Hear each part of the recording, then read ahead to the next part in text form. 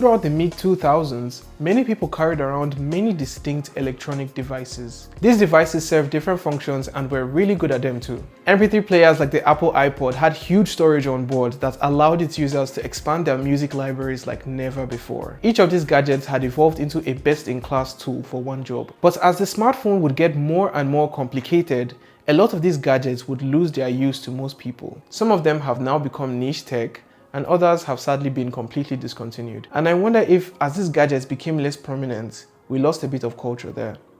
A culture that perhaps a lot of us are yearning for right now.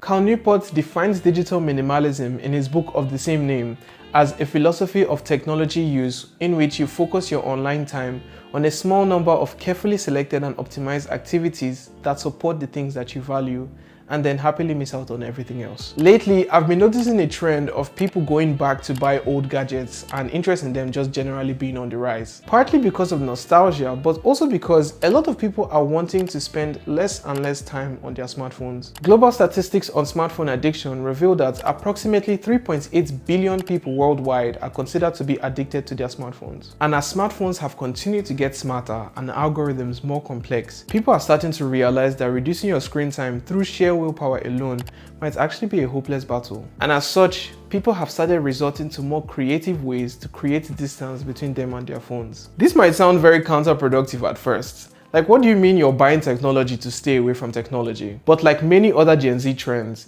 you'll find that the closer you look, the more it starts to make sense. This is brilliant, but I like this. Last year, my brother and I, completely unplanned, randomly decided to buy handheld consoles. It started with him getting a PS Vita, and I was so blown away by the quality of games on the device that I decided to pull the trigger on getting a 3DS for myself. I've had my 3DS for about 7 months now, and it runs laps around my phone like it's not even close. It's a far more comfortable device, the games on it are just better, and because it's a gadget that was made solely for the purpose of gaming, whenever I pick it up, it's so easy to get into the vibe. There's no ads, no distracting notifications, just me and my games. And in the past 7 months, I've poured dozens of hours into those games and experienced big stories that made me feel like a kid again. Plus, because the 3DS is such an entertaining device, I've noticed myself reaching for my phone a lot less when I'm just feeling bored, and that has helped me get more meaningful use out of it. With less distractions and better defined intentions, I was able to spend more time using the things I own for the reasons that I intended. The smartphone is an all-in-one device.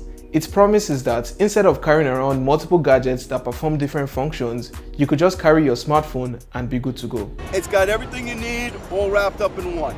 But this is a myth. Each of these gadgets had multiple iterations to improve on the specific things that they do. Digital cameras improve their lenses and sensors to capture finer details and perform better in low light. Gaming devices have multiple buttons and input methods, and consoles like the 3DS even have 2 screens. If we break down the smartphone into the different things that it can do, you'll easily find that there are gadgets that can do those things way better than the phone, all while being 10 years older. Smartphone manufacturers are not trying to convince you to give up your gadgets.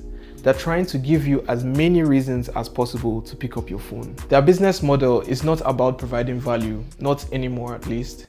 Their business model now is focused on trying to keep your attention. The all-in-one jack-of-all-trades system that the smartphone has adopted doesn't allow it to significantly improve in one sector because every other aspect of the smartphone has to be taken into consideration. But smartphone manufacturers still want to keep on making money despite not providing any more value than they did last year. So they resort to predatory practices instead of looking for new and innovative ways to provide more value to their customers, and we're not going to keep on acting like we don't see what they are doing. Also, smartphones are just boring.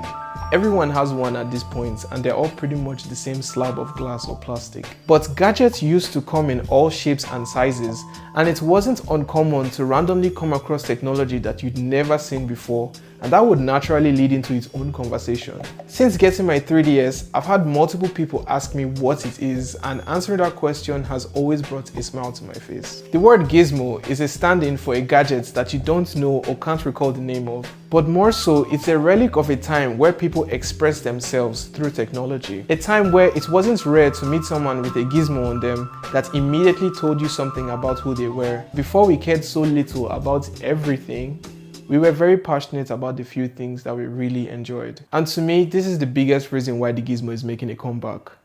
Digital minimalism. People just can't be bothered anymore.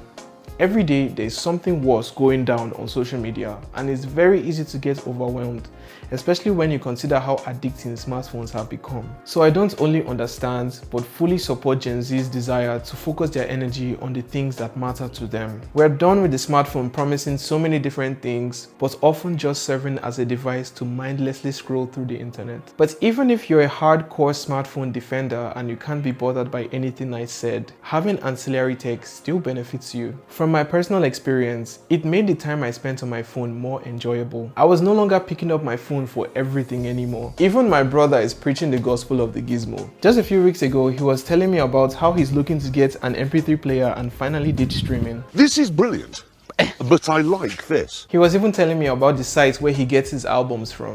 Of course, I'm not going to say that here, but we can all see how much fun a gizmo can add to your life. I believe gizmos are making a comeback, and I am fully in support of this trend.